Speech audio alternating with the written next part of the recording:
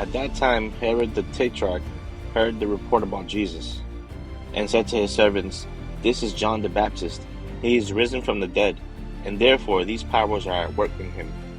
For Herod had laid hold of John, and bound him, and put him in prison for the sake of Herodias, his brother Philip's wife, because John had said to him, "It is not lawful for you to have her."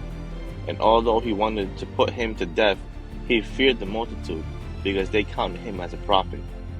But when Herod's birthday was celebrated, the daughter of Herodias danced before them and pleased Herod. Therefore he promised with an oath to give her whatever she might ask. So she, having been prompted by her mother, said, "Give me John the Baptist's head here on a platter." And the king was sorry.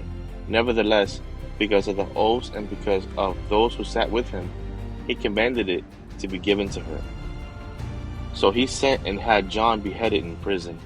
And his head was brought on a platter and given to the girl, and she brought it to her mother.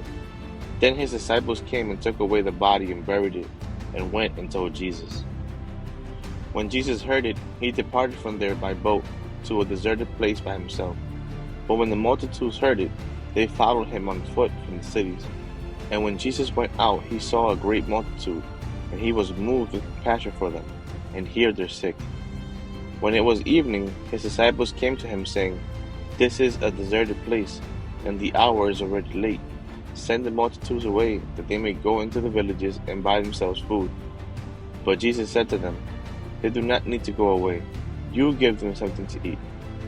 And they said to him, "We have here only 5 loaves and 2 fish." He said, "Bring them here to me." Then he commanded the multitudes to sit down on the grass. And he took the 5 loaves and the 2 fish, and looking up to heaven, he blessed and broke and gave the loaves to the disciples, and the disciples gave to the multitudes. So they all ate and were filled, and they took up 12 baskets full of fragments that remained. Now those who had eaten were about 5,000 men, besides women and children. Immediately Jesus made his disciples get into the boat and go before him to the other side, while he sent the multitudes away. And when he had sent the multitudes away, he went up on a mountain by himself to pray. Now when evening came, he was alone there, but the boat was now in the middle of the sea, tossed by the waves, for the wind was contrary. Now in the 4th watch of the night, Jesus went to them walking on the sea. And when his disciples saw him walking on the sea, they were troubled, saying, "It is a ghost!" And they cried out for fear. But immediately Jesus spoke to them, saying, "Be of good cheer, it is I, do not be afraid." And Peter answered him and said, "Lord, if it is you, command me to come to you on the water." So he said, "Come." And when Peter had come down out of the boat, he walked on the water to go to Jesus. But when he saw that the wind was boisterous, he was afraid, and beginning to sink, he cried out, saying, "Lord, save me!" And immediately Jesus stretched out his hand and caught him, and said to him, "O you of little faith, why did you doubt?" And when they got into the boat, the wind ceased.